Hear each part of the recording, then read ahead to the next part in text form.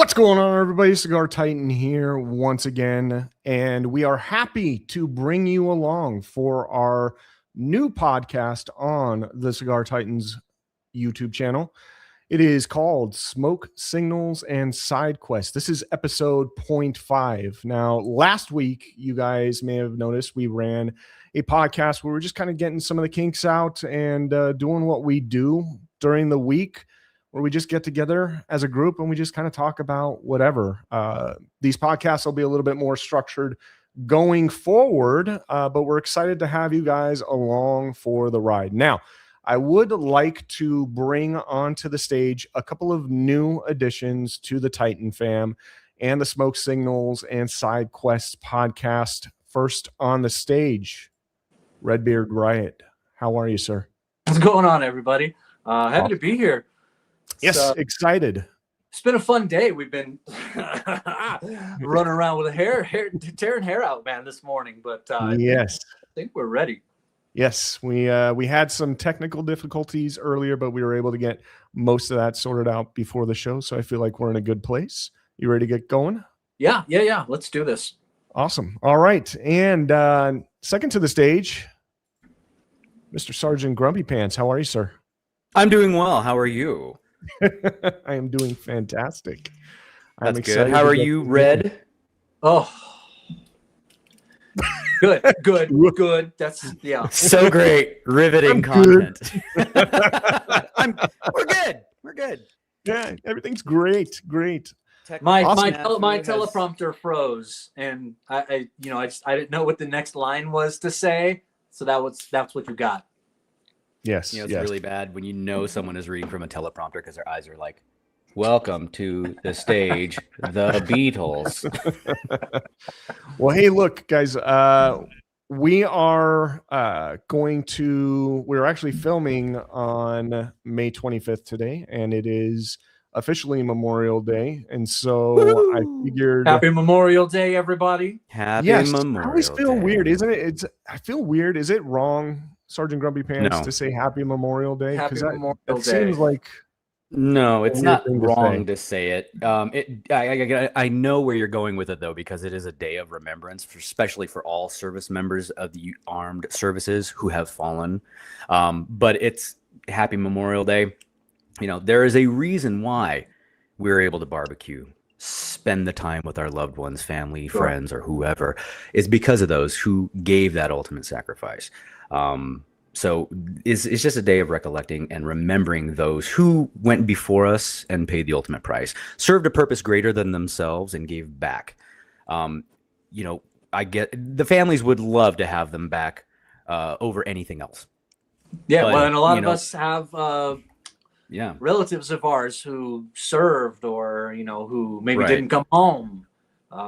That's exactly, or came back with some condition. Or lack of body parts, right? So they still gave to a certain extent. But yes, definitely a day of remembrance. I don't think it's weird, though, to say Happy Memorial Day. I love the fact that people say Happy Memorial Day. It's always a really good thing because at least they're taking the time to remember. Good.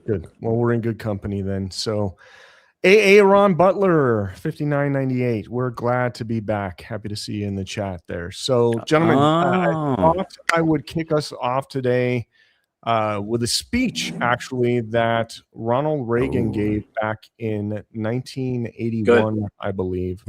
Love Ronald Reagan. Yes, absolutely one of the greatest presidents, at least of our time. But I thought I'd go ahead and share this with the group. So I'm going to go ahead and bring this up now and give us some Gipper. Absolutely. And you guys can let me know what you think.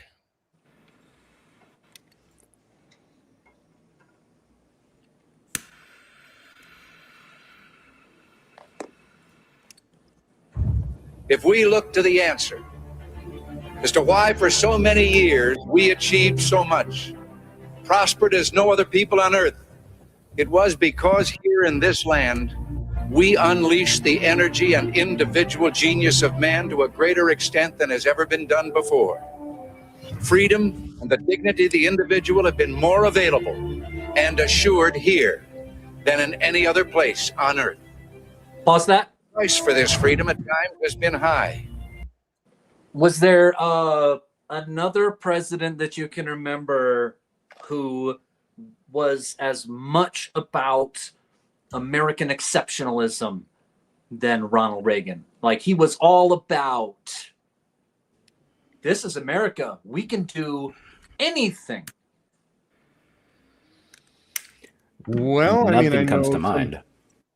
I know some current presidents that would think that, but I don't know that they're quite on the same level. That's one of the things that I loved about President Reagan.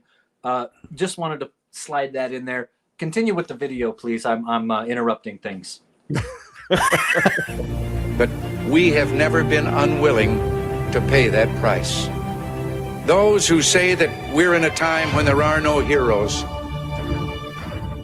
they just don't know where to look. The sloping hills of Arlington National Cemetery, with its row upon row of simple white markers bearing crosses or stars of David, they add up to only a tiny fraction of the price that has been paid for our freedom.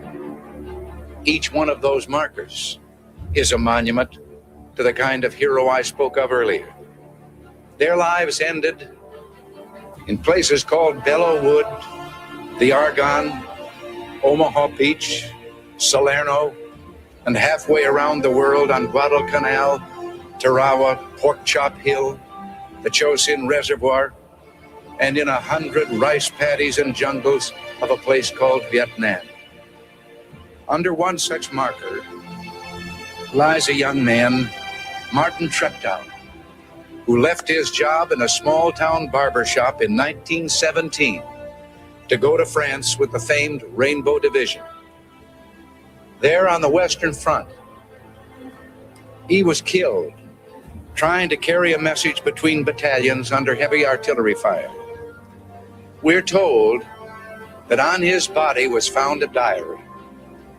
On the flyleaf, under the heading, My Pledge, he had written these words: America must win this war. Therefore I will work, I will save, I will sacrifice, I will endure. I will fight cheerfully and do my utmost as if the issue of the whole struggle depended on me alone. We must realize that no arsenal or no weapon in the arsenals of the world is so formidable as the will and moral courage of free men and women. It is a weapon our adversaries in today's world do not have. It is a weapon that we as Americans do have. Let that be understood by those who practice terrorism and prey upon their neighbors. As for the enemies of freedom, those who are potential adversaries, they will be reminded that peace is the highest aspiration of the American people. We will negotiate for it, sacrifice for it. We will not surrender for it now or ever. We are Americans. Oh, goosebumps. Oh, every time. Chills right up down the spine. I love it. That's the propaganda video that they would normally show you at a recruiter station. And you're just like, yes, sign me up. I want to be a SEAL.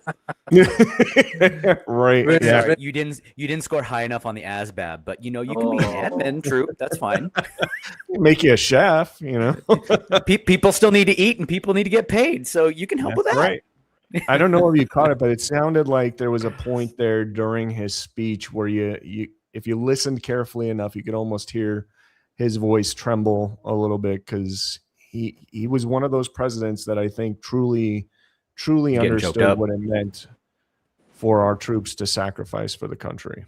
Well, listen, there are only a few moments where I, as a man, am really, really comfortable about having my eyes start to sweat. You start talking about some of those guys, man. That's rough. Yep. Mr. Grumpy Pants. Old habits die hard. Already. Old habits die hard. Shut it down. Yeah, I know. My anonymity shot to gun. Oh. Yep.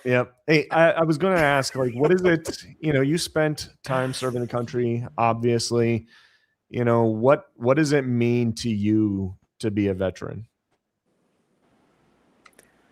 I don't know if it really means anything to be a veteran. Or to have I don't served. that to have served is, I don't know, on an individual account for that. I would need more time to kind of reflect upon that. Honestly, I never really got too deep with that, what it means to have served. I just know for myself. Do you imagine that your life is different having served than it might be now, otherwise having not? Oh, 1,000%. Yeah, there's no question about that. The fact that there's a camaraderie that you have between the guys you're in with, right? Especially when you're overseas. Being stationed stateside, it's a completely different ball of wax because people could still go and join the military, go to basic, and come back and get stationed maybe 30 minutes away from home, and nothing really changes for them, and they still hang out with, they pal around from dudes from high school and stuff. So when you go overseas, though, it's a completely different ball of wax. You have no family. You rely on them. They become your family, the extended family. And I'm still in contact with a lot of people from my service days. The ones that happen to be still around or not broken, or they're just not busy living lives doing anything else. We still talk a lot. And having that type of camaraderie, it's completely different. And then you're also subjected to the experiences of what you do and what is kind of thrust upon you and what that actually means in the greater sense of the scale of what it means to serve a purpose greater than yourself. Sure. Everybody comes out of the military when they're done as a veteran. Nobody comes out completely unaffected. There's something about you that has changed one way or another. I will definitely say one thing I know about myself now more clearly than anything. I hate people. I don't like people. I don't like large crowds. I don't go to concerts. I don't go to music festivals. They're just things that I'm too cognizantly aware of that I'm just like, why would I put myself in a precarious situation where if anything could go wrong, would go wrong? And I don't mean to openly think about it that way all the time, but it's in the back of my brain constantly. I could be walking down the street with, and by myself. And when people say, well, you're a man, you don't ever have to fear about that. I'm like, really? Because whenever I go to a restaurant, I can't sit with my back to the door. It's a constant thing. It's like, it's a fear of physical violence. It's still there inherently as a man. We think about it constantly. You're training a movie theater. You're just like, where's the exit? I want to enjoy this movie, but I want to know where the exit is. I want to know where and how I can quickly egress this situation if I need to. But these are things that maybe not even a lot of civilian people think about on a day-to-day basis. So I don't know. I don't know if it means to be anything more special than the average person because we're all human beings at the end of the day. So I can't say I hold myself in a higher regard than that of you or Chris because you guys didn't serve. You're still my boys. You're still human beings. I love you. And there's nothing that I wouldn't do for you guys. It's just a different type of thing. Let me put it to you this way. You have siblings, right? Yes. You can make fun of and poke fun at those siblings, and you can beat them up and you can do all these horrible things to them, right? Okay. If anybody else does it, is that allowed outside of your family? Of course not. Right. It's the same thing with the military. We can rip on each other all day. It doesn't matter what branch you're in. But as soon as someone else does that, we're like, hey, calm down. That's unacceptable. You can't do that. So there is a camaraderie there that definitely changes you and affects you that way. I don't know if I just went on a long tangent rant and didn't answer anything, but that's the best thing that I can give you right now off the cuff. I think that adds some perspective to the question for sure. We got a couple of comments in the chat here. Greatest president ever from an Aaron Butler. I know I just said that inappropriately, but still, that's a good one. I'm a pastor in Kentucky who loves cigars and appreciate the service, capitalized service, that allows me to preach the gospel and raise my family free. Amen.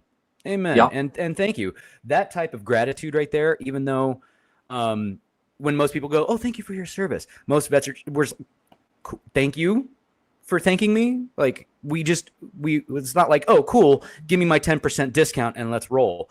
It's an awkward feeling when people say it. We're just kind of like, oh, well, thank you for thanking me. We don't. Yeah. I don't know one vet that's like, you're welcome for your freedom, unless we're dicking around with other people. I will, and I have in the past. I will say this. My woman can attest to this. We've been out, and I'm like, hey, by the way, I would be remiss if I didn't ask. Do you guys give like a military discount just in case? Just to see. And they go, oh, sorry, this company or organization that does it, we don't do that. And I have said to them, just to kind of, I'm like, why do you guys hate America? Why are you guys communists? I don't understand. Like, you don't like freedom? I don't. I'm joking. Okay, that's the caveat there. I am 100% joking.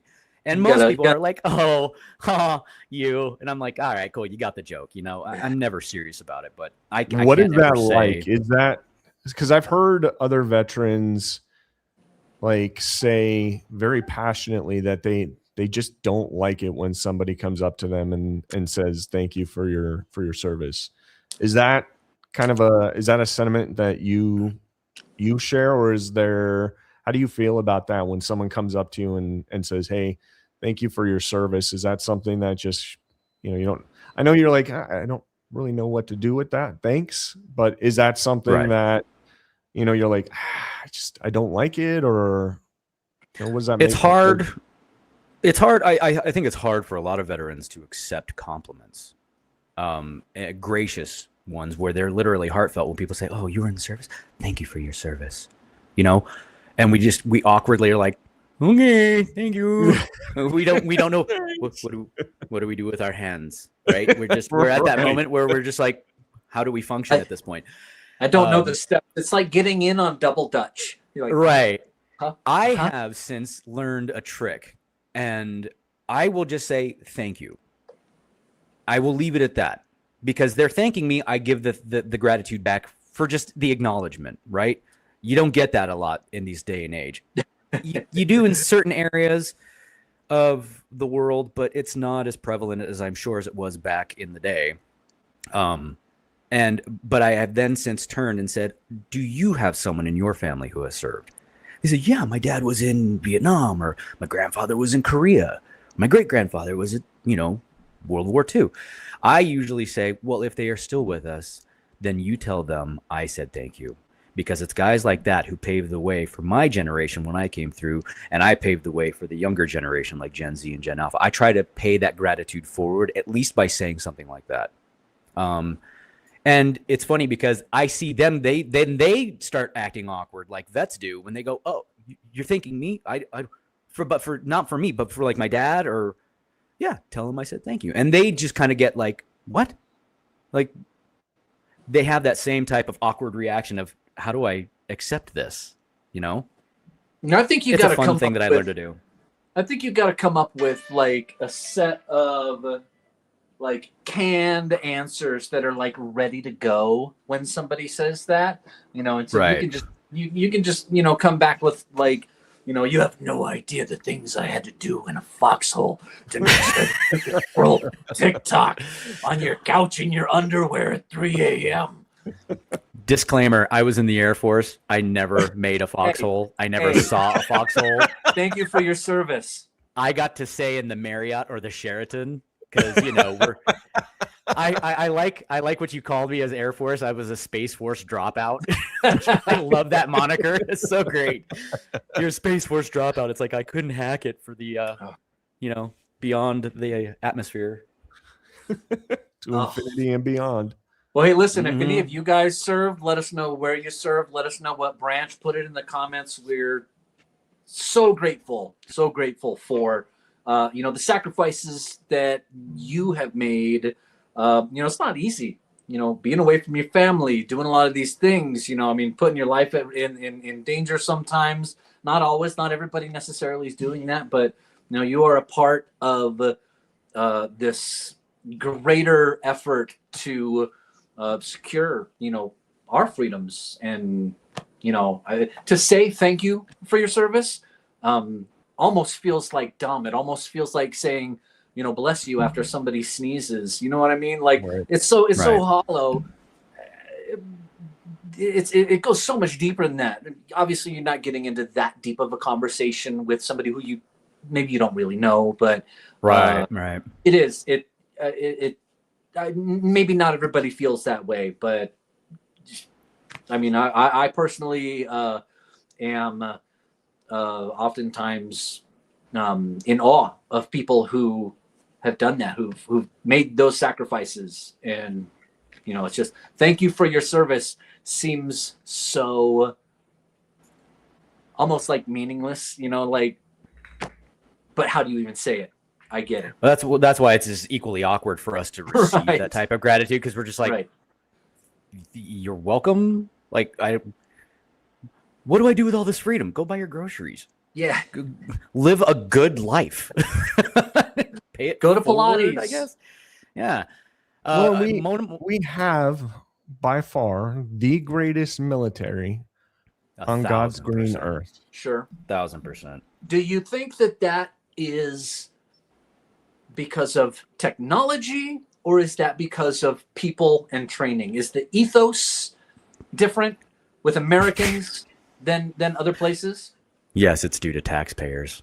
It's due to taxpayers. They are funding everything. We've got the funding. Well, listen, if we could fly C-17s over the enemy and just drop bundles of cash and win the war, that one of the things that Ronald Reagan said easier. In the speech that he had just said, if I recall correctly, as I was trying to pick up on little fragments, bits and pieces here and there that kind of resonated and stuck out in my mind, he said, "Is only in America where." Oh God, I can't remember how he phrased it, but it was something about this. That's like the American resolve, the fortitude, or something along those lines, where that's going to beat out every country, because he's right. Since his presidency, there was no draft, and he helped build up the military. Now, this is all coming secondhand information from me, obviously, but from the older generation, that was guys that were finishing up with like, we had old guys from Nam that were finishing up when I came in service, and they were like, yeah.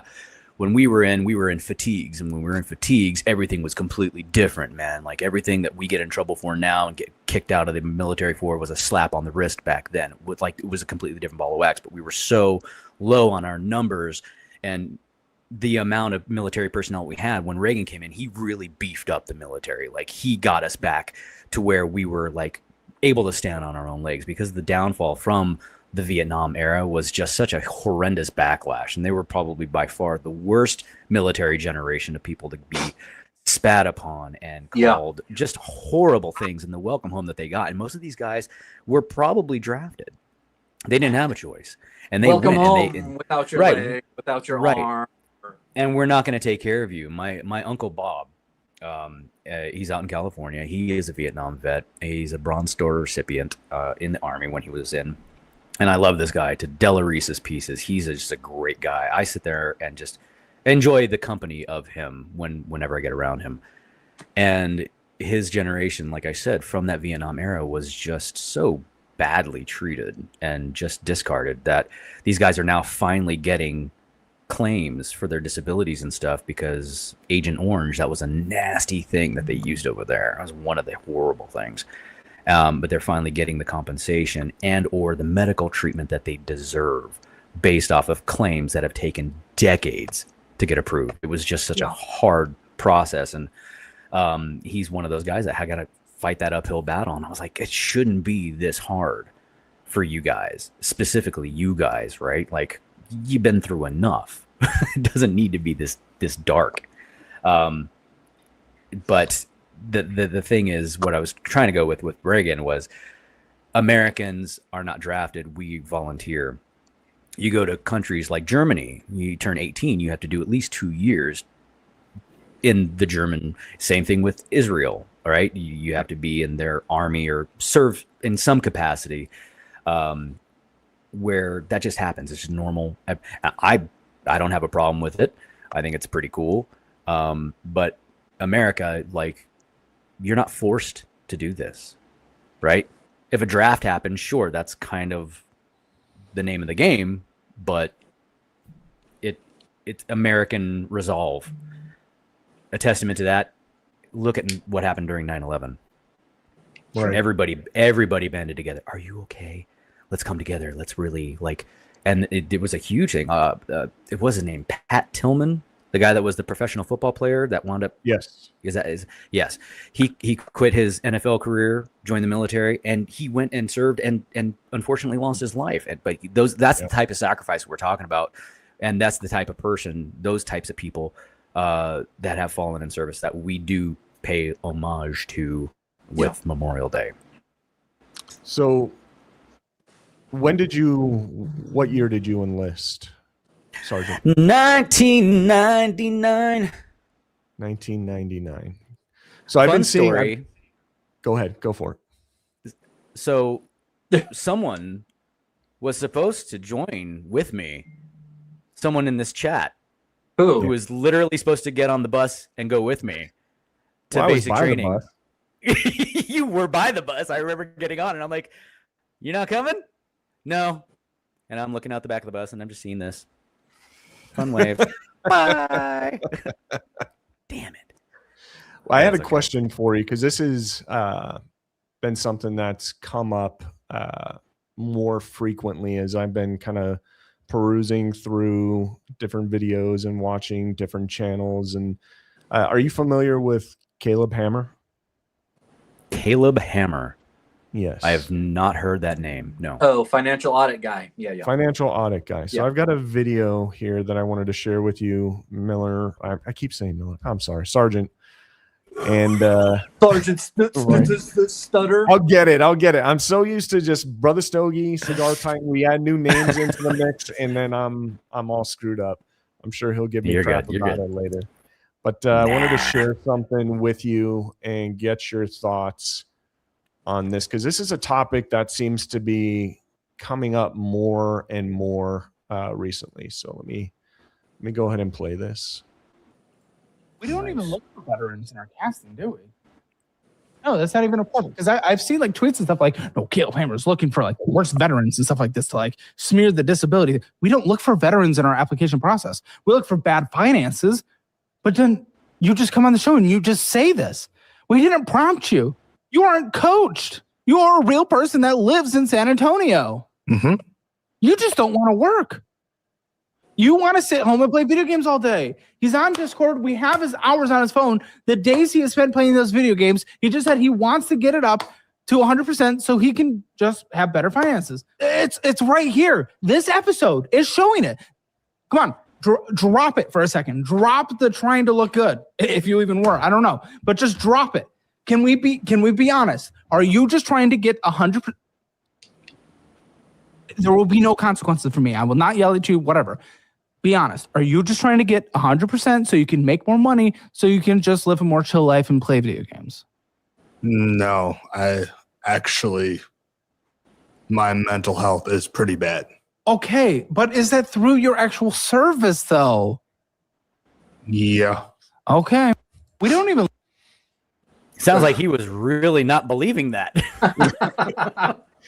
So the topic of abuse when it comes to that's a good topic. Military disability, I'd love to get both of your thoughts on this. And is this something that you think is happening?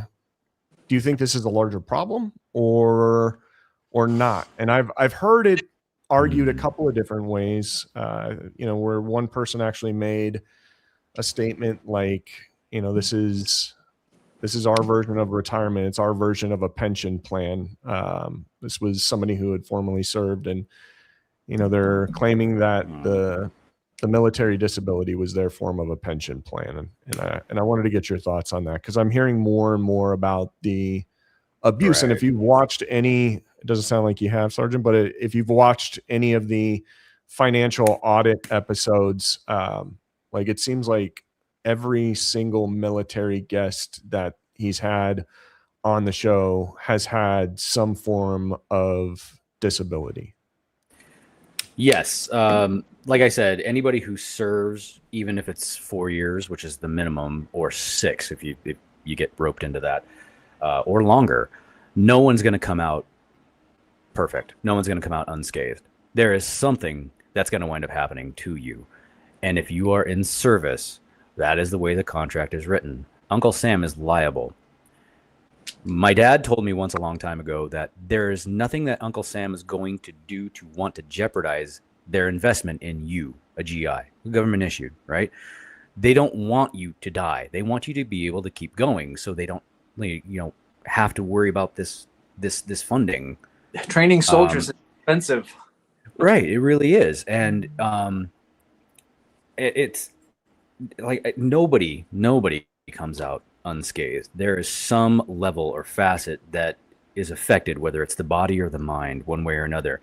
And if it is your job, let's say you are not in direct combat, you are in mission support of, and you are doing your job and you get hurt, and you have a permanent disability because of that, because you have limited rotation or mobility, impingements, itises, things that flare up constantly. That is, to your point, it is a form of a pension, so to speak, specifically for those who are medically discharged from service. Okay. Medical discharges do happen. Medical discharges do happen, and they happen frequently. Give me an example of what would constitute a medical discharge. It could be a range of anything from mental to physical. Pick a topic. Anything that limits you being able to perform for Uncle Sam, that you were trained to do your job. Anything that stops you from doing that. I had an old tech sergeant. I think his name was Jimenez was his last name. Tech Sergeant Jimenez. And this was back when I was at Offutt Air Force Base. He was a type 1 diabetic. And he was probably one of the last generations of type 1 diabetics that they would allow in service, because they just got tired of forking over the cash for the insulin dependency. Right. He was in, so he was grandfathered in, right? I don't know if that was something he came in with. I don't know. It was something that just developed. I honestly don't know. So I can't speak to his case, but he was in, and I was like, are they going to let you retire? And he was like, no, I'm getting booted out. And he had like 2 years left to hit that 20 mark, so he could drop papers and pull chocks and be done. Right. He literally just got shafted, but it was a medical discharge, and I'm sure that on some level he was able to file his VA claim, whatever that was, and he was able to be. It was in service. It's documented, right? If it happened to you while you're in service, it's documented, right? That's a thing.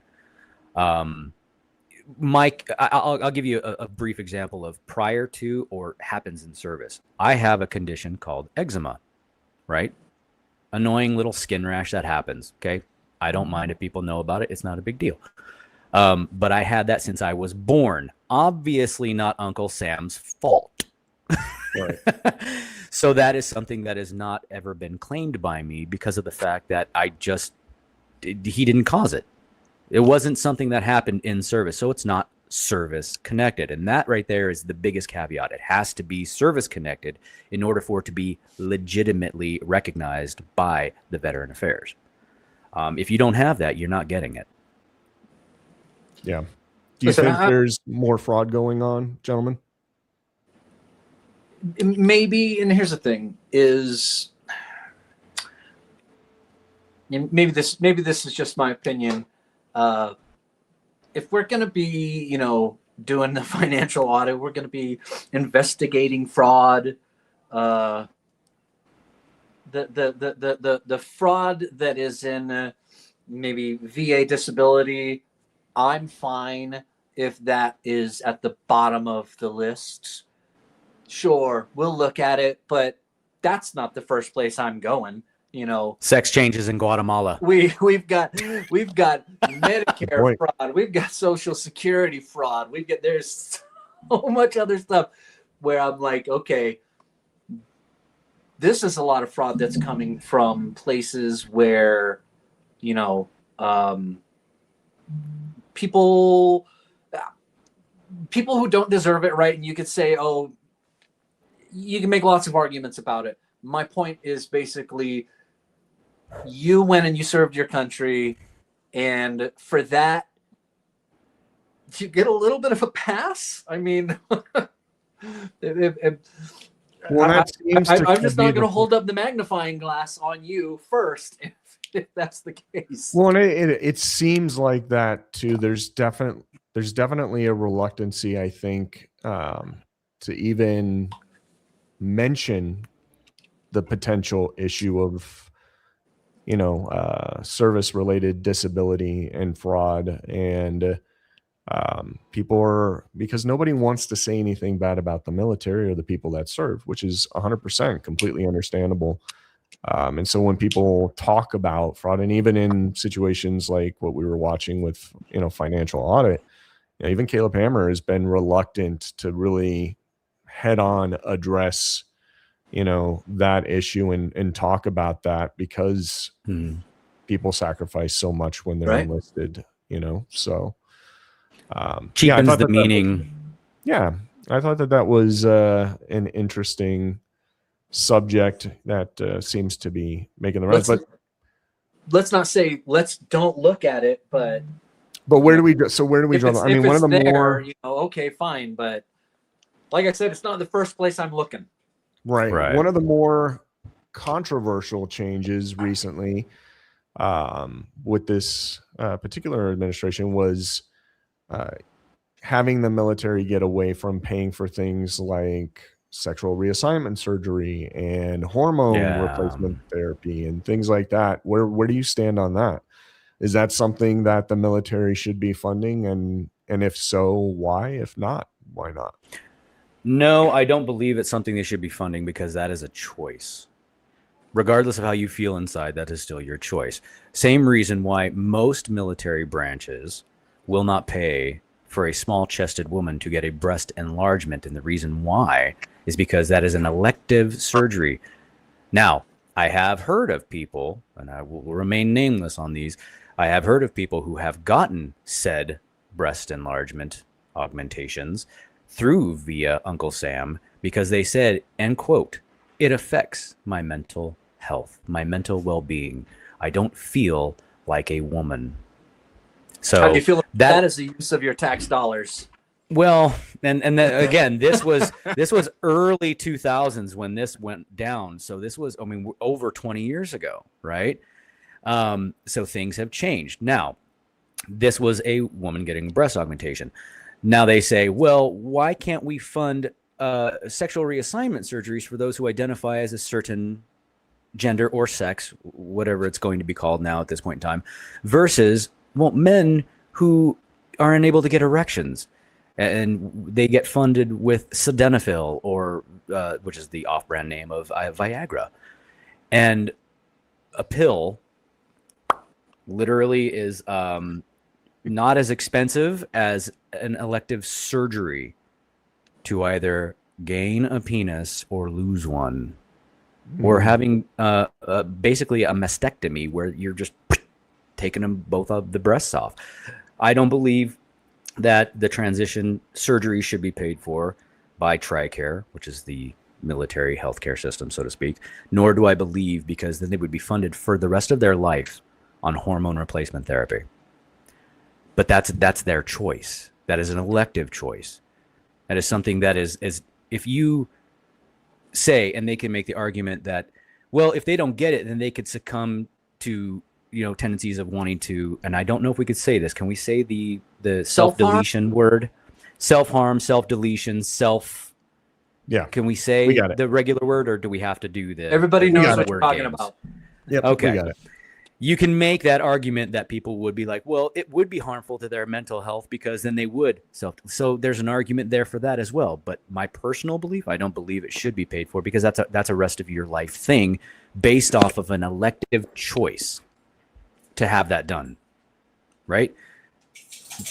PTSD, anxiety, depression, those are things that are thrust upon you by the job that you do, because you did sign up of your own free will to serve this country, but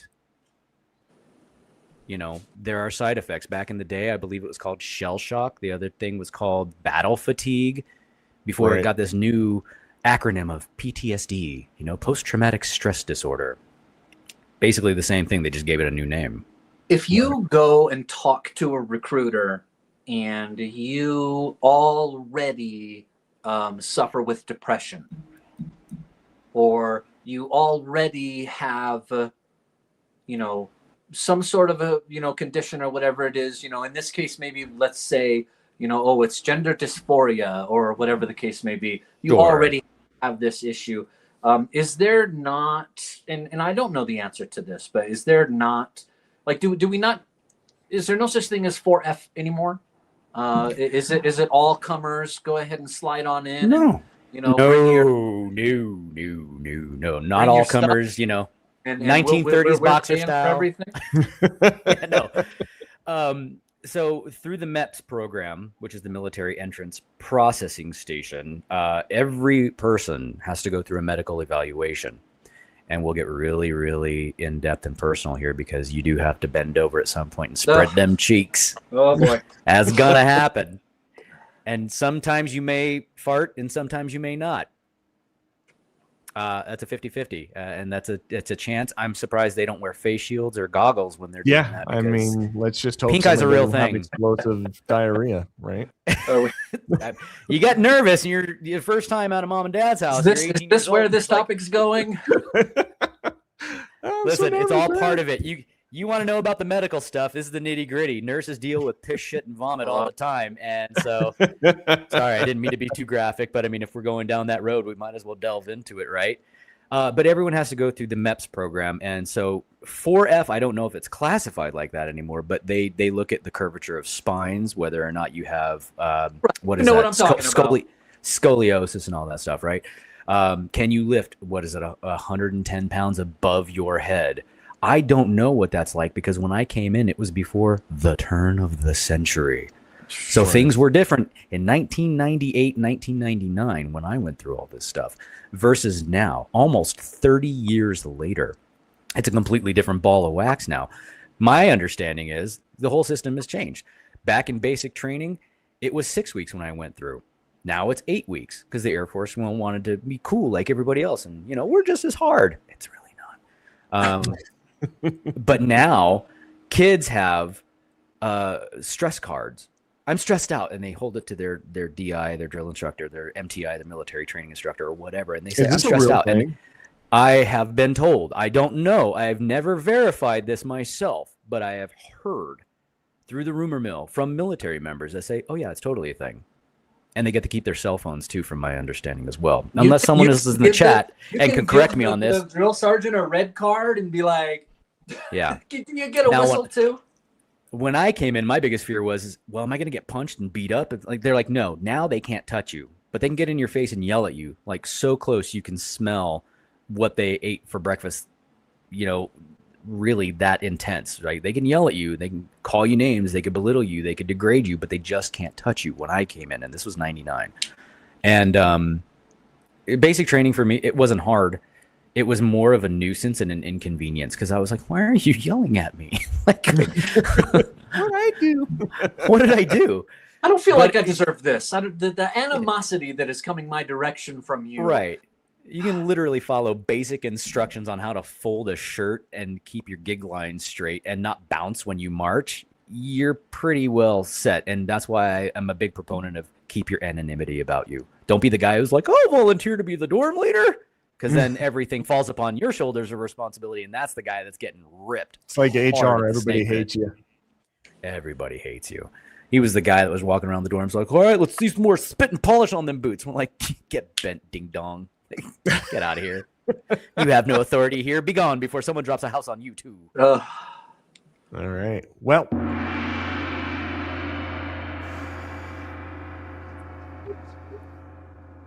and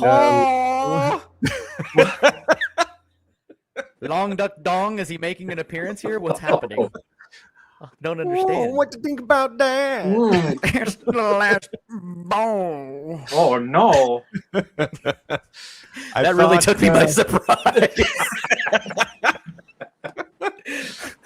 I thought we could change gears a little bit here. Mr. We can have a little laugh. Yeah, was tone down the serious. Was kind enough to put together a cool PowerPoint presentation for all of us. I hope you're locked in and ready to go. Oh no! I Here we love go. It was very corporate. Now, I'm not seeing a whole lot of comments here on the right-hand side. Are people in here? Are they commenting? Or does this need to be Yeah, you got refreshed, people coming in updated? and Or... out. You got people Okay, coming in okay. and out. Comments There's on some nice little people. There's some fluctuation. people. We're happy to have some. We're happy to have your feedback. We're happy to have your stupid comments, all that stuff. But right now, what are you doing? Oh, there we go. Right All now. right, got it. Oh, why? All right. Oh. Uh-oh. We What are you just doing? moved to the other side of the theater, apparently. This was a smooth transition. It was. Love it. What are we doing? Guess that movie? Guess that movie, 80s and 90s theme. Oh, what is this? What is this? All right. Oh, okay. Okay. Oh, How do we no. play this game? What are we doing? Oh, no, What right? is It's this? pretending like this is the first time he's ever seen it. He's the one that put it together. Like, woo! First What are you time talking I've about, seen bro? it. I don't know what you're talking about. All right. How do you play this game? What are we looking at? So you're going to be presented with options. Well, not options really, but what is the word I'm looking for? A quote, Quotes. a line. Quotes Is this a from multiple choice? different movies throughout the 80s and 90s. And the goal of this game is to guess which movie these quotes are from before we get to Oh. All right. This There looks you go. terrible. Who's going to read it? All right. So, first one. First line. Say hi to your mom for me. Again, all I hear is Mark Wahlberg from Saturday Night Live. Oh, Hey, how you doing, goat? So you're a goat. Say hi to your mom for me. say hi to your mom for me. Oh, All I hear in my head. what is this? The appropriate question is when the hell are they? Okay. Good clue. Good I feel clue like as to there what this could was, be. I feel like there might have been an episode of The Big Bang Theory that touched on this a little bit. Yeah, no, hey, if you're in the chat, shout it out. When you're watching this video later on, keep your score, put it in the comments. All right, next. If you're going to build a time machine into a car, why not do it with some style? That's a dead giveaway. That's a dead giveaway. Come on. I would hope so. At this point, Any Does guesses? anybody not know? I don't know. I think I tore my flux capacitor this morning. What is it, working out. Miller? Oh. So I think I aggressive. tore my flux capacitor. Oh. All right. Boy, do I hate being right all the time. Who is this?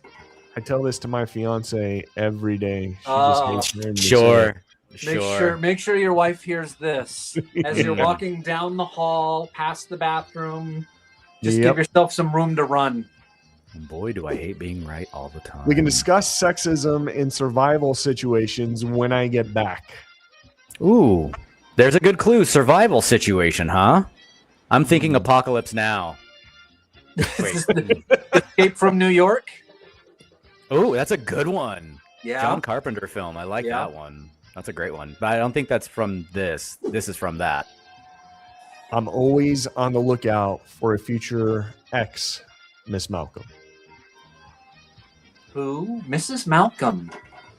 Is this like a Malcolm in the Middle thing? Oh, Is that related to? Is that I related don't to a know. Dr. Malcolm? Doctor? Let's Let's see. Oh! 1993. So long ago. round 3? Who's in the chat? Somebody Loving in the this. chat. Let's Oh, go. someone got Oh, Jurassic Park. Who got We it? Who said got it? There was one right, All right. there. It's HNX. We got to slow Media. this down a little bit so the chat has time to keep up. I will never leave you. That's a promise. Is that Mark Wahlberg again? No. I don't think he's ever said anything Him that and The Rock comforting. are in every movie, so that's a fair guess. It's this is The Happening with starring Mark Wahlberg. Yes, How about Fear with Mark Wahlberg? that's it, man. Game over, man. Game over. We got a comment. Man, this is hard. Rollerball. It's rollerball.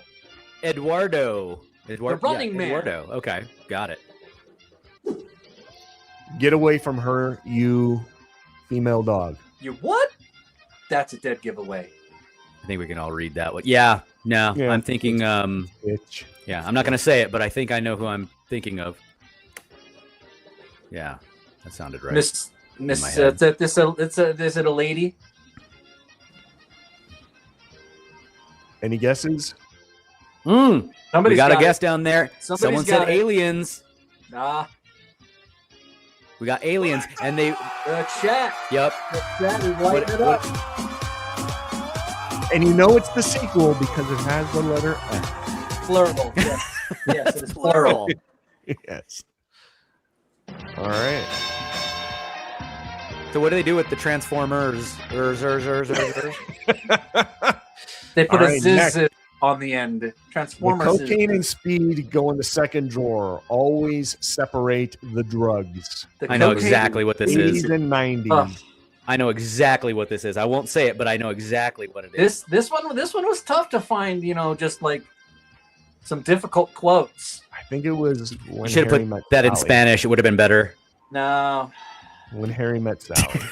because then you'd have had to read it in Spanish. You got mail? Hey, you guys. Saving Private Ryan Get the wrong inflection. for Memorial Day. Trying to throw them off. Tribute. What? Hey, Put a You comma in guys, between hey. there's no comma there. All right. Oh, shit. Down here, it's our time. It's our time down here. Said Mark Wahlberg. That's all over once you ride up on Troy's bucket. I had to continue it. I knew what this was from the very first one. All right. Any final guesses? The here? chat's silent. I don't know if anybody. They're in the chat- amazingly silent one. about this.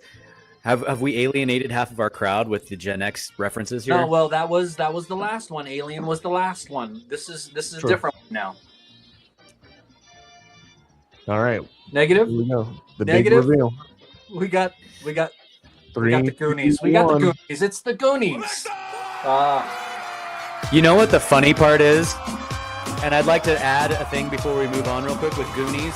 What was the pirate's name of the ship? Which is also One-eyed another Willie. effect. Yeah.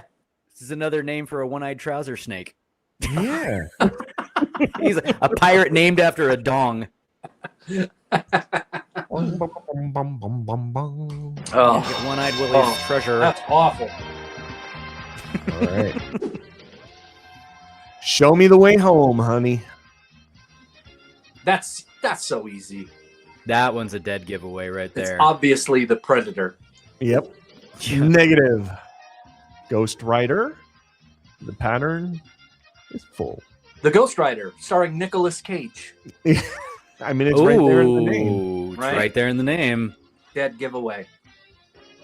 Him and his jelly bean martinis. Son, your ego is writing checks your body can't cash. Yeah. You're overdrawn. Cash. You're gonna get hit with withdrawal fees. You got. I'm gonna say. Where's Wall the Street. overdraft protection? Tango I'm gonna and say Cash, Wall Street. Mm-mm. Tango and Cash. Wall Street. starring Sylvester Stallone. Turner and Oh my God, Hooch. he was in that, wasn't he? Yeah. Tango and Cash. That was a Stalloner.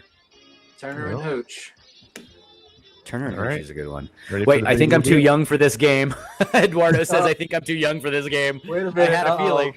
No, there's some more. There's some more. Come on. You've seen movies. You've seen those things in movies. Let's go. Come on, Eduardo. Oh. 1986, baby. And if you don't know, you gotta go watch it. Feel the need for speed. Ow! What? All right. How the hell did we get ourselves into this? We started with a podcast. Oh, Go wow. ahead, skin that smoke wagon and see what happens. Ooh, come on. That's a dead giveaway with that one. That's a If very you can't famous quote. hear Val Kilmer's voice. Or Kurt Russell slapping Billy Bob Thornton.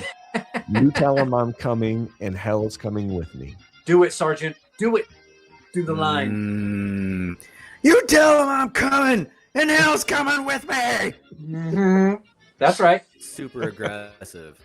Are we ready for the big reveal? Oh, we got a guess. Yes, We got a sir. guess. H&X Media says Tombstone. Chat is lighting it up. What is it? Tombstone. Another 93 classic, maybe? What are we doing? Correcto! Ah, solid work. Solid. I may go and rewatch Tombstone later It's on always a today. great flick. What a classic! It is an Just awesome go to movie. Tombstone. All right, I'm your Huckleberry. That's right. round 7. That I would have don't been know. too I'm easy. making this up as I go. I Okay. can't feel right now. What? I don't know. I'm making this up as I go. It's not It's the not the years, years. honey.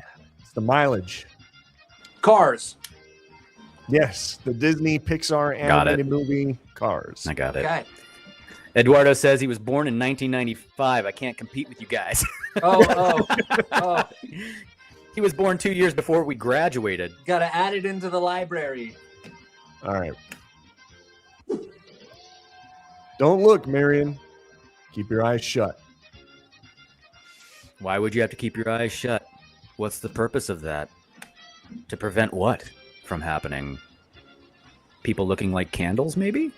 From melting to death? Perhaps? Melting to death?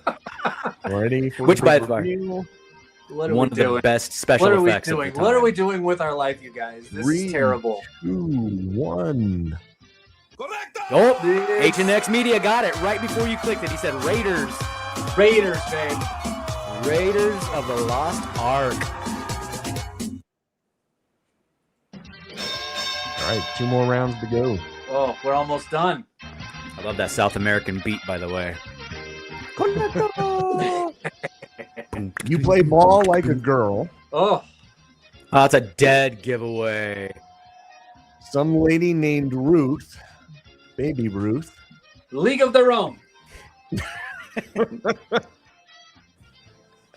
No, and it's you're not. killing me, Smalls. Come on.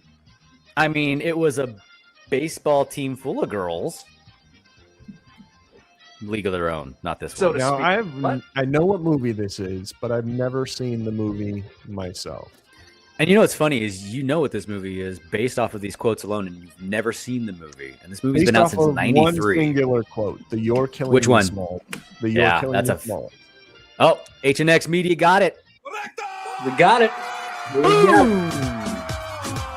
It's hard to believe that 1993 was over 30 years ago. God. Dating ourselves. Round 9. All right, listen. Do you smell something? What? Sure. That sounds like a bad sign. You don't want to hear that on a road trip. Hmm. Back off, man. I'm a scientist. Sounds like something Okay. Neil deGrasse Tyson would say. The Rock said that in Back off. San man, I'm a Andreas. scientist. Oh. And then finally, each one of us is carrying an unlicensed nuclear accelerator on his back. Oh, So I'm getting a couple comments here. Eduardo says, "Ooh, Bug Short, the fist one. I smell money." Keep them coming because those are all really good guesses. I've never heard of those movies, unless that's an adult genre. oh boy. Big Short for A. Oh, H&X Media Wait a minute. says No, there it is. Yep. Ghostbusters. Somebody knows their movies. Uh-oh. Oh, 1984. 2 years after E.T. as a All right. kid, who was not afraid of the Stay Puft Marshmallow Man? I was not afraid of the Stay Puft Marshmallow. Yeah, I don't Yes, think I you was afraid were. of that. Yes, No, you were. I was more I think afraid those of that. hellhounds were a lot more terrifying. Yeah, I was afraid of the ghost in the beginning, the old lady librarian floating thing, which was great special effects for the time. Oh no, Old ladies are just it was terrifying Gozer. anyway. Gozer and the Keymaster. That's true. Old ladies are just terrifying anyway.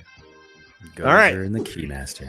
I'm an expert in nameology. Nameologies. Nameology. Nameology? Yes. Nameology. All right, Classic. This is nameology. classic. Typing with the We got cigar is two hard, Eduardo bodies in says. the morgue that look like they've been serial crushed by some huge friggin' guy. I'm drawing a blank on this one. Oh. If you haven't seen this, you must watch this movie. I don't know that I know what this movie is. All right, Come on. next. What if it was one guy with 6 guns? Oh, Star Wars: New Hope. it's classic. I'm Star drawing Wars. a blank on this one. That's why it's the final boss. Typing with a This is a Eduardo hard says, one. typing with a cigar is hard. That's true. Yeah. I'm multitasking here all over the place trying Right. to do Right. this. I feel you. All right. Give it Going to us. once. What is it? Going twice. And the final reveal is Oh my The goodness. Boondock Saints. The Boondock Saints. When did that movie come out? 90, 97, 98? that had to be 99? late 90s. Yeah. 99? Thanks for playing, loser. Oh, that's such a sweet message to outro there. Oh. That was good. All right, gentlemen. Good time. Good I'm going time. to step away from the camera for 1 second. So if you can. Yep, gotcha. How do you feel about our awful game chat? How do you like that? Leave it in the comments. That was good. I think we'll have to do some movies next time in like the early to mid 2000 range. Listen, that can be volume 2. Yeah. Maybe some little more current stuff. Listen, if we were to go and do like movies of the 60s and 70s, I would not know any of them. You know what? But I bet Sargent would clean up with that. He has gotten unusual. His brain works very differently, and he retains a lot of useless knowledge and has a remarkable recollection because he of- will start spouting out a line from a movie, and it sometimes takes you a second to realize that he is spouting out a line from a movie, and then you'll be Right. like, "What's that from?" And he's like, "The Longest Day" with John Wayne. You're like, "What?" Right. What was the last movie you watched? New movie, not old. You know what? I haven't seen a lot lately. Definitely Top Gun Maverick, which I enjoyed quite a bit. A lot of times I'm going back and watching like older movies because I'm not so impressed with a lot of the movies that are dropping right now. Everything's a remake, everything's a reboot. Everything's, it's like, okay, all right, I've seen this before, and your acting wasn't all that great or whatever. Like I've been disappointed with all of like the the Fantastic Four reboots that they've done. Yeah, those have been pretty rough. I think the last one I saw, this would have been, oh man, probably over 10 years ago. I think it was the first time they tried to kind of revise that whole franchise. We're talking about what was the last new movie we saw here.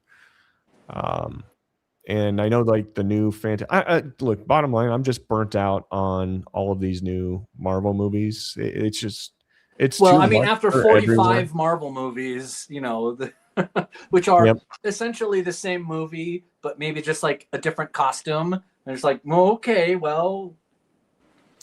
So Eduardo says the last reboot movie he watched was Dune 2. Okay, not bad. Really That was liked it. decent.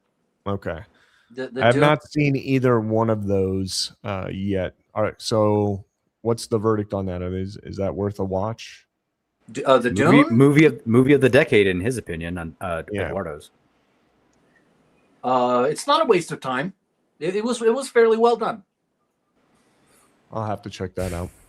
Who's going to see the Odyssey? No, nobody. Okay. No. Anybody? I No. Why am I drawing a blank on the last movie? Brad Pitt is Achilles and Troy. Eric Bana, right. 2004. Yep. Not the greatest movie of all time, but still definitely decent. A good It's watch. okay popcorn flick. A good watch. Good rendition of the Iliad.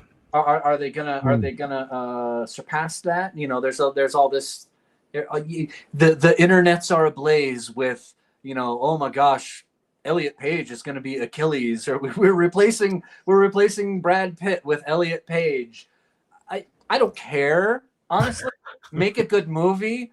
You know, if Elliot Page can pull off the role, look, I didn't think that Heath Ledger was a choice for the Joker. Right? Agreed. But wrong. I was wrong. I fully admit it. Amazing performance. But that seems to be the standard or the bar that was set, whether that was intentional or not. You know, there was that created a lot of buzz around that time when they announced, and that was a Christopher Nolan movie too. If I'm not mistaken, right? This one I think is. Yeah, I think this is Christopher Nolan as well. Well, Odyssey is definitely Christopher Nolan. I mean, the Dark Knight, that was a Christopher Nolan movie as well. All three of those movies. All three of them were. So, I mean, he's no stranger to controversy, right? He's no stranger to making these types of announcements. I think again, pun intended, this is going to be his Achilles heel. You know, he knocked it out of the park with the Heath Ledger. Yeah, exactly. You know, he announced Heath Ledger as the Joker. Everybody was like, why in the world would you cast this guy who was in 10 Things I Hate About You, the little kid as the Joker? And then you went and you saw the movie and you were like, holy shit. He nailed it. He nailed it. I locked the front door that night. I don't see any universe where I'm going to have that reaction to Elliot Page portraying Achilles. I don't see that happening. I know they've had some. Maybe he gets the CGI treatment, right? You know, Lord of the Rings, Gandalf is 6 feet tall and Frodo's 2 feet tall. You know, but the actors are not that high, right? So maybe we get some camera. I think their whole budget is going to have to go to the CGI treatment if that's the case, in order to make that anywhere near believable. HNX Media chimed in and says, the only thing that looks remotely interesting this year is Masters of the Universe, but that might just be nostalgia bait for me. Fair. That's fair. Very fair. Based off of a Mattel toy. If we get a do-over from the last Masters of the Universe movie, how could you make a worse movie than that movie? What a disappointment. Dolph Lundgren, yeah. At some point, you would think casting directors would fit the appropriate actor to play Greece's mightiest hero, aside from possibly Hercules, right? You can't be like, and now the biopic based off Arnold Schwarzenegger's Pumping Iron, starring Ariana Grande as Arnold Schwarzenegger. That doesn't work. Yes, it does. Shut your mouth. Yeah, no, do it. I'm lifting weights. Did anybody see? And the name is blanking off. Did anybody see the movie that The Rock was portraying? Was it a UFC fighter? I haven't seen it, but I know which one you're talking about. Yeah, where they like machine or something. They kind of changed up his face a little bit. Yeah, something like that. That's just I know which one you're talking about. I wanted to check that movie out. I haven't gotten around to it. But that is But a again, 100% a role you would expect to see somebody like The Rock in, right? Like you, Sure. who's built. right? You know, you wouldn't cast a 5'1", 100-pound trans person to be in that movie portraying that role. I'm not sure why we thought we could do that with Achilles. And Listen, Andy Serkis knows how to make a human in a suit look like a golem or become a, Planet of the Apes. So who knows? Who knows what they're gonna do? Does Elliot Page naturally have the physique and the gravitas to play the mighty warrior? Well, I don't know. But I think it's pretty safe to say absolutely not. No. Let's even go back further when bad casting choices happened with John Wayne playing Genghis Khan. Look, say what you will, but that was my favorite version of Genghis Khan. We're gonna climb that wall and go directly into China. Wow. What? That was by far my favorite casting. Like, I don't know. I'm just of the mindset that if you're going to make a movie, you should do it and cast the people that best fill those roles, right? I think a lot of people are not looking mad for that that Oscar nomination or something else, or looking for some type of social acceptance, by casting such a diverse cast of people. And that's not what the story calls for. And I wouldn't, we wouldn't have other movies where we would do that either. If it, if the hand were on the other foot or whatever, or the shoe was on the other foot, we wouldn't do that. So I'm not sure why we feel the need to do this. I think the most recent one that I can remember was, what was that? Cleopatra, one where they cast, what was that? The African-American lady as Cleopatra? Yeah. I'm trying to remember who that was, but. And historically, wasn't she Greek? Yeah, she wasn't black. So. Yeah. I mean. Yeah, Mark Wahlberg. Yeah. I'm sure there's a lot of Greek actors out there that would have loved to have had the opportunity to play that role, but we pander so hard. I just don't understand. We could have cast Gal Gadot. We could have cast. There's plenty of others, I'm sure. But you know what? Right. There's a lot of movies that they want to be socially progressive. They want to They want to be recalled. They want to be remembered in history, like the original Star Trek, where we were casting, Uhura. We had a black woman on set with the white captain and the Russian guy and the Japanese character, and that was maybe a new thing for the era, in the 60s, but. I don't know. Are you talking about George Takei? Yes. Isn't he Korean? Not Japanese? I don't think so. I think he's Korean. I thought he might have been Japanese. I know he's talked about being in like a Japanese internment camp before, back when. Maybe he is Japanese. I gotta Google that. I have no idea. Yeah. I gotta educate myself. But I mean, those roles were created for those people, though. That I think is the difference, right? Like if you're creating the roles around those people, then yeah, I mean, it makes sense. But to switch things out for the sake of switching things out, to say, hey, look how awesome I am, he is Japanese. I was wrong. Yeah. Okay. I don't know that makes sense. I was really wrong. I feel a lot less racist now. I don't care. I would have sucked if you were in a Japanese internment camp and you were like, I don't know. Yeah. South African, like, am I supposed to be here?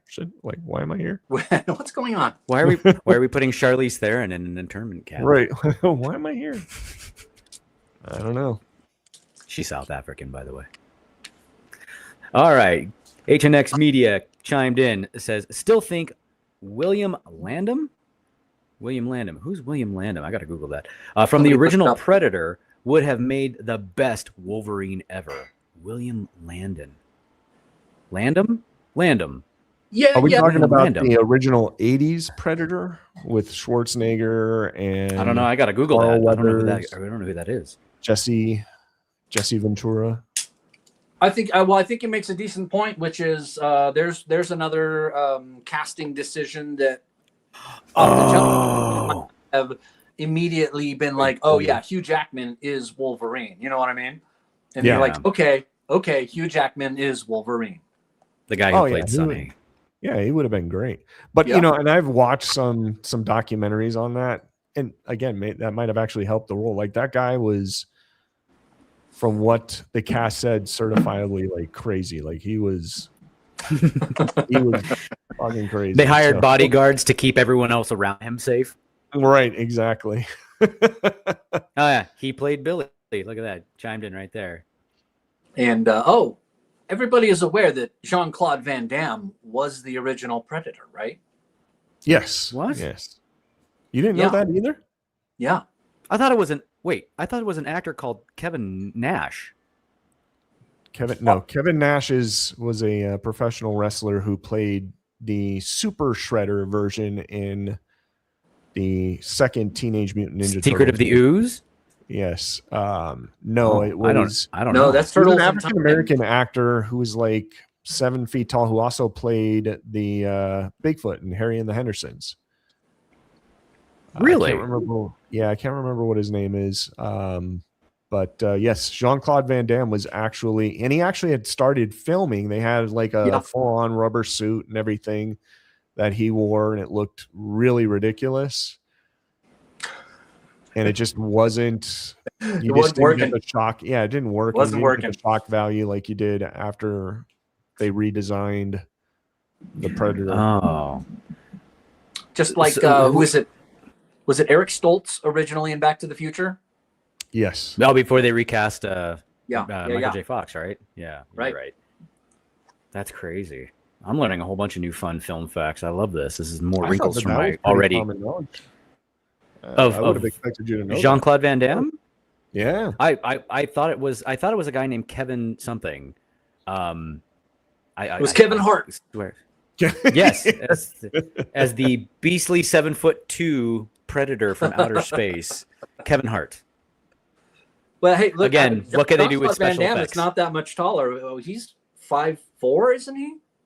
Van Damme? No, I don't think he's that short. Somebody Google it. Oh, I don't think he's that short. We gotta be like Joe Rogan. Pull that up. I'll Google it. I want to say pull that up.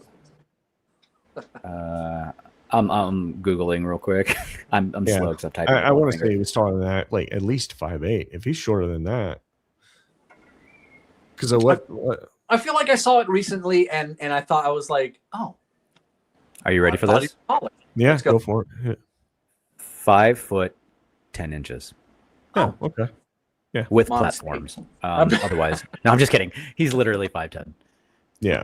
Okay. And then maybe I'm thinking of Tom Cruise and Tom Cruise was 5. I think he's 5'7". Putting that onto Jean-Claude Van Damme. And I don't know why I know that, or I should know that. I have sustained many injuries trying to run my 1.5 miles for the military, attempting to run like Tom Cruise. It doesn't work. It's a very distinctive run. Physicality and size is not necessarily always the golden ticket, right? Dolph Lundgren in the Masters of the Universe, 1980, whatever it was. Oh my God. It just didn't work. He's the size of He-Man for sure, but Tom Cruise is 5'7". That's a lot of the critique that I've been hearing about this latest He-Man movie coming up, is that the actor isn't. Well, he's gigantic. I don't know that he's not somebody I would say is jacked, but you can tell he works out. But again, I mean, how many working actors do we have right now outside of The Rock that are that big or have that type of presence on screen? Sure. You know what I mean? Like Dave back in Bautista. The 80s, even Dave Bautista has lost all his weight. Like he wants to play more. Oh, that's right. He did slim down. Dramatic roles, so he's lost. And again, like he's, I think, in his 50s now, taking the type of supplements you have to take in order to maintain that physique that he had for many years is not realistic.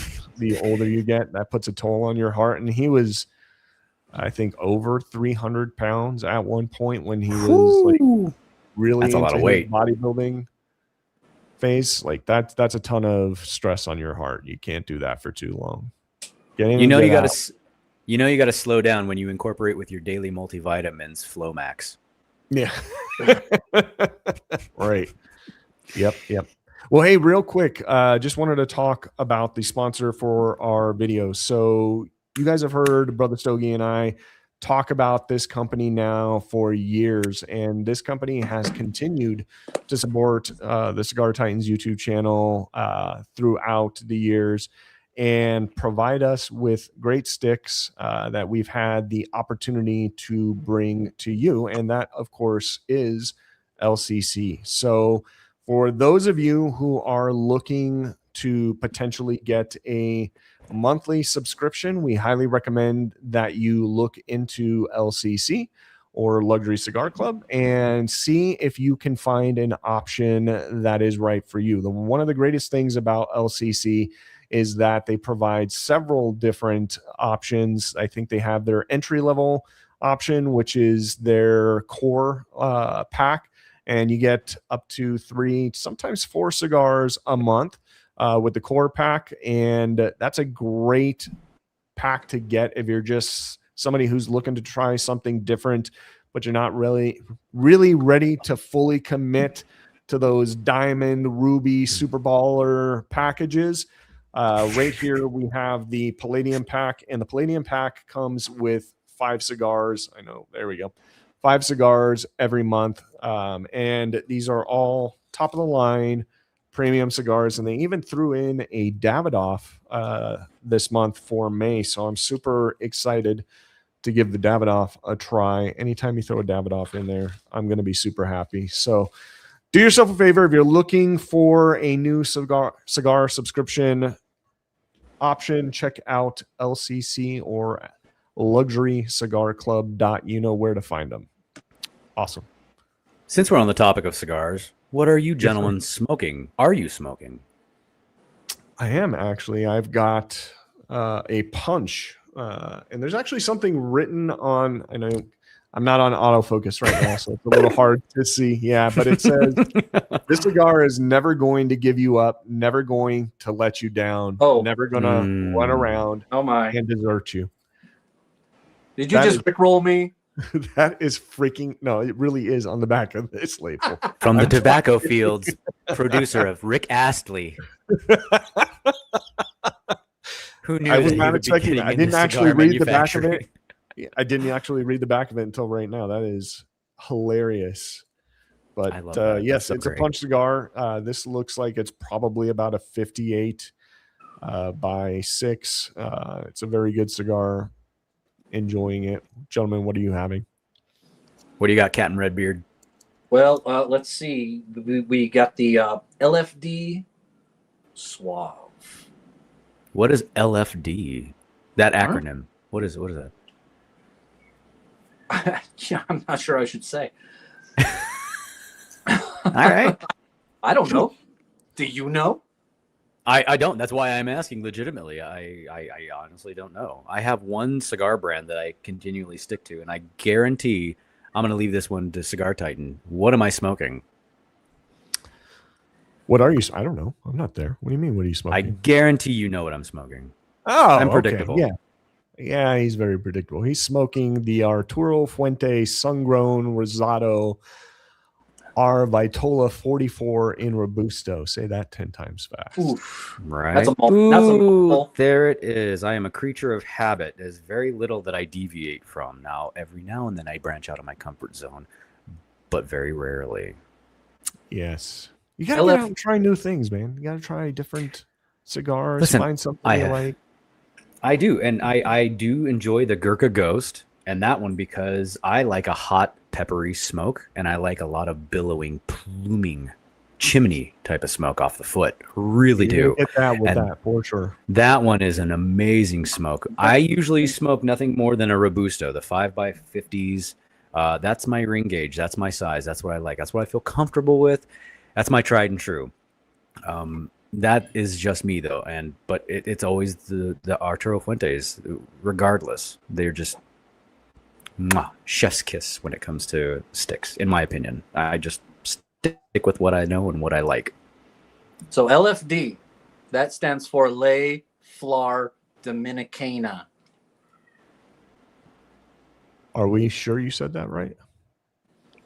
Pretty sure. I'm pretty sure I pronounced that correctly. Does it give you an idea of the blends that they're using, or the wrappers, the filler, the binder?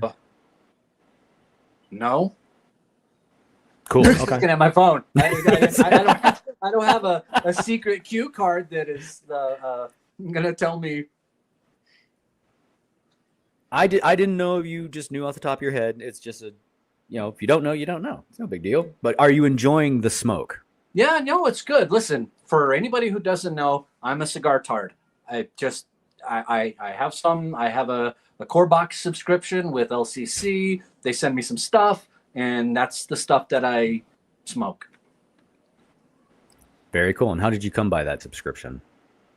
Go online, sign up. The core box, I think, is $20, something like that. Usually it's three. Okay. The Titan was saying usually it's 3 sticks. Sometimes it's 4.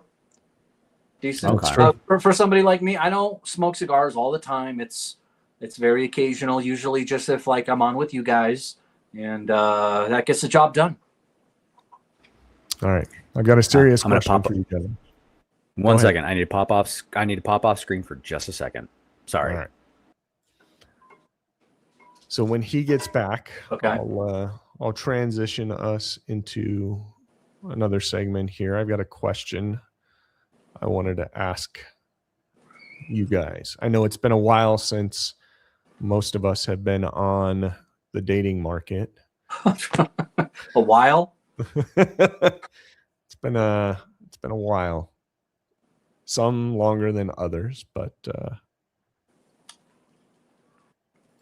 Yeah, I'm not sure how much help I'm gonna be. I mean, I can throw in my 2 cents there, but well, I don't think you necessarily need. I think this is a pretty. Listen, easy I can have question. opinions about stuff that I am not involved in. How's that? Fair enough. All right. Fair enough. Sorry, a bit of a technical snafu. I didn't want my stuff busting up anything, so I do apologize for my tech. No problem. All right. I just wanted to make sure it was good to go. All right. Bom, bom, bom, bom, bom, bom, bom, bom, bom, bom, bom, bom. It was Mortal Kombat bong. So I was saying, it's been a while since most of us have been out of the dating scene, right? Fair to say. Yeah. Mm-hmm. That's fair to say. Okay. Now, I don't know. I'd love to get your thoughts on this. So, what would be your hard nose? Like, what's just like something you couldn't get past? If you just started dating somebody, what would be something that you just couldn't get past? What are your hard lines? And no, I wouldn't date somebody that does that or looks like that or things like that. Anything? I mean, we don't get multiple choice, or No. there's probably a fair amount. I mean, I Who feel like doesn't- who Randy doesn't Marsh want- on. Well, let's say feel like- somebody is reasonably attractive. Would this be a line in the sand for you? Oh man, visuals. I don't watch Hoarders, so I don't know what episode Bring she's that on. up. That is pretty gnarly. If the apartment's that dirty, I wonder what the Ugh. you can't keep a good home. You're probably not keeping good hygiene. No. Swipe left. Swipe left, huh? Well, I mean, okay. So what are we talking about here? We're talking about dating. We're talking about Eduardo talking kicks about- in with Jesus. I was thinking about the same thing. Yep, great minds, sir. Great minds. I don't know. Let's say you went on a date with this person. Yeah. First date. She's like, hey, let's come back to my house for some, I don't know, tea or energy Tetanus. drinks, whatever. Yeah. Yes. First some of all, tetanus. if you've got the balls to invite me to that house, No. you got to respect it a little bit. Yes, a nice fresh glass of tetanus. And you go into her apartment and you see this. Well, what's your next move? What are you gonna do? This has been fun. But I have an early morning tomorrow. Yes. I'm trying to get that. That's There we that's go. the very first thing. We taking H&X Media- making a polite exit. H&X Media just chimed in. She already lives in a frat house. I doubt that she needs a date. Accurate. 100% accurate. Have That any of is you? not, that is not going to be someone who I am immediately going to be like, yes, come keep my house. That's a good point. If That's she racist, lives Scott. like this, if she No, lives it's like this sexist. now, like there's probably a good chance she's not going to help keep your house clean either. I just wonder what kind of treasures are buried underneath all of this stuff. No, there's a lot of cats under there. Oh, for sure. That's a hard pass. I'm gonna have to give me more of this though. This is great. I love this segment. Listen, you know what? I don't know. We all go through times in our life that are easier or harder than others. Maybe she's dealing with something right now, and her trash service got canceled. Okay. In her city, so they're not coming around to do the garbage collection. Even on my darkest mental health days, I've never been through a derelict phase. Never. All right. How about this? Oh no, there's more. Fate's tale. Everything goes as sorry. Closed due because of weather. Thanks. Do not mess with. To hell with the Alamo. Remember Pearl Harbor? You remember that shit? Pearl Harbor. Hey, closed we is, all right? Closed, all right? Ain't got no electric, okay? Display not working. Electric. Only pray and said thanks. Fuck. No smarking in the restroom. Thank Smarking? you. Oh, sorry, out of cock. Fresh out. Oh, You know what's crazy about all this is that, like, I believe this to be like this is like actual illiterate people out there that just don't know how to spell like this stuff. Yes. I've seen some of this stuff when I've been out and about in my own job when people are posting signs for bathrooms and stuff like this. And I'm just like, really? With all the technology at your fingertips, you couldn't spell check that before you put it out there for the public to see. There are hard words out there with multiple syllables like watermelon, right? But I can spell Coke that. is not one of them. How do you Coke say Coke is not one of them. wait, that's not how you spell Coke? That is not how you spell Coke. No. Maybe that's how Freddie Mercury spelled Coke. All right. Damn it, fresh out. We can't cook our meat right now. Sorry for the incavants, but we still got chicken severs. Sorry again. Now, y'all ain't gonna believe this, but homemade apple butter. She made what? Apple butter. This vehicle is powered by 100% organic fuffle. Don't know what that is? Don't even try Googling it. I make it in my shed. For sale or tarred. Jimmy, I don't think we should be calling them that no more. I don't think that's right.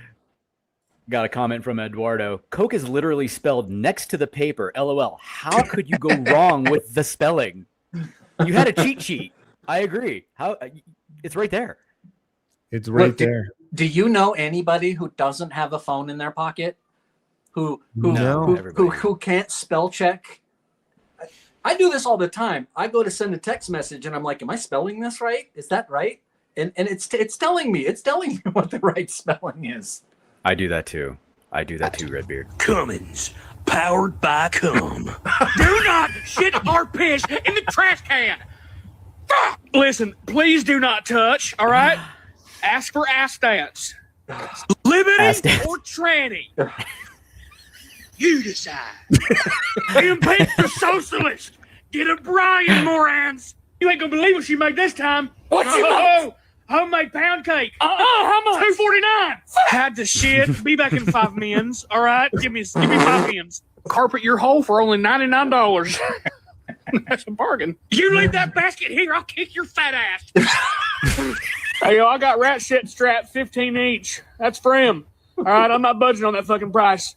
Put Cheetos back in this machine, or I will snip the power cables. I have done this. Oh my God! You wrote a threatening letter. No. Who? Look, when you're in a pinch and you get like a certain thing out of the vending machine at work all the time, and you're just like, your go-to. Hey, where's the rock star? Why is there no rock star in here? Is there Monster in there? Because Monster is. But have you ever gone to that extent of writing a threatening note and taping it to the machine? Listen. I know when the guy comes. Okay, I know when he shows up to restock things. Mm-hmm. Do not use locks as blocking. Thank you. I don't want to alarm y'all, but we got worms in the rear. My butt's been itching all day. All shoplifters will be prostituted, all right? I don't make the rules, okay? Yeah. But it's eye for an eye. Attention! Toilet only for disabled, elderly, pregnant children. All right? You want a fucking gender-neutral bathroom? You take your ass to Target. Four Seasons Truck Wash. The best hand job in town. Exit 61 North. What are the prices on that? Yes, exactly. Overseas, there are so many misinterpreted signs from Japanese or Chinese or Korean where they try to write it in English and it comes out completely misinterpreted. And they have signs like that all over the place. It is hilarious. They're excused because English is not their first language and things don't directly correlate or translate over to English as they think it does. But you're right. In the United States, this is a problem. Listen, I appreciate that somebody put up a sign that said I had to take a shit. I'll be back. You ever walk into a place and there's no one there? You look around and you know your worst nature takes a hold and you're like, I could grab anything out of here and just walk right out. I'm not gonna do that, but every time I go into a native grill. And go into a where? A native grill. What's a native grill? It's like a generic version of Buffalo Wild Wings. Like chicken dishes, breaded, grilled, nuggets, wings. Is that an Arizona thing? I believe it is, yeah. Okay. Sorry, that doesn't correlate well to you guys if it's not out of this state. Yeah. I haven't heard of a native grill out here. I mean, I could be wrong. It's like a Buc-ee's. People are big on Buc-ee's. The hell's a Buc-ee's? Exactly. It's like it started out in Texas, I think. They're like mega gas stations. They're like the Walmart of the gas station world. And they have a bunch of stuff you can get inside there. Like they barbecue inside there. You get a tattoo. Like everything. Like they're pretty incredible. Nice. There's a comment directed towards you, Redbeard, from Eduardo. It says, Redbeard Riot. I've had it in my mind since the start of this show. You look like Chris Kyle, sir. Chris Kyle, American Sniper. Ah, yes. Okay. Yeah. Well, thank me for my service. The deadliest pistolier since Wild Bill, they say. Yes. Sorry, all right, that was a gentlemen. really bad impression. I think we're rounding out the end of the episode here. Just wanted to say happy Memorial Day to all of you out there. If you have family or Happy Memorial Day. Yes, exactly. Or you yourself have served. Thank you for your service. We want to make sure that we remember you this holiday season. It's about far more than just a day off from work and getting the opportunity to stay in the backyard and do some barbecuing. So we appreciate your service. Sergeant Grumpy Pants, we appreciate your service. Gentlemen, Thank you. This wraps up episode 0.5. We're going to get to episode 1 soon. Eventually. Eventually, yes. We're in beta phase right now. We're in the beta phase right now. Yes. We'll go full live. Hey, we did a whole. I was Go just saying, ahead. we did a whole episode, and I didn't even finish my cigar, which is a surprise because I usually burn through these things pretty quick. I know. Yeah, we're an hour and 40 minutes in, so that's pretty incredible. Well, I mean, is it the requisite time to let everybody know to like and subscribe, comment, tell us what, morons we are, get in the chat. Yes, and tell us what you would like to see more of from Smoke Signals and side quests in the future. If you've got topics, feel free to send it over to the Cigar Titans. You can find all of our contact information on our YouTube homepage and send it over to us. We'll take a look at it, and maybe we will feature one of your suggestions on a future episode. So really looking forward to that. Last comment from Eduardo says it was fun, and I'm going to sleep past midnight in France. Have a good afternoon. All the way from France. Yeah, awesome. Well, have a good night. Nice. Thank you for joining. Yes. Awesome. All right. Well, until next time, guys, we will see you then. Take care. Have a good one. Have a good one.